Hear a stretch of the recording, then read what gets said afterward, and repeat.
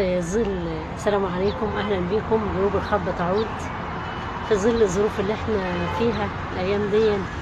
الله يكون بعون كل المسلمين يا رب.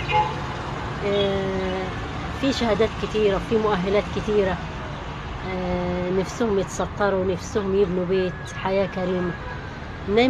دايما يلاقوا الصعوبات كتيرة قدامهم، دايما الناس بتصعبها على بعض.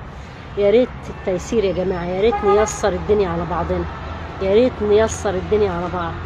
بفضل الله الجروب الفترة اللي فاتت كان في كتب كتاب، كان 2 قراية فاتحة، كان في برضو اكتر من كتب كتاب عندنا في الجروب، وربنا ييسر كل امر المسلمين. طبعا في ناس بتقول ان انا يعني مش صادقة او حاجة زي كده. انا طبعا في كل منشور بقول ربنا يعلم او ربنا شهيد علي، وباذن الله خير يا رب، واحنا متواصلين.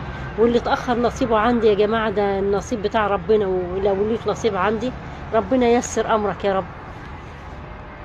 عندنا بس انا هعلن عن بس دكتوره اسنان، 27 سنه في الجيزه، انسه. وفي اعلاميه 7 سنها 33 سنه معها طفل صغير. وربنا ييسر كل امر المسلمين يا رب. اشوفكم بخير. جروب الخطبة تعود، الشاعر الخاطب.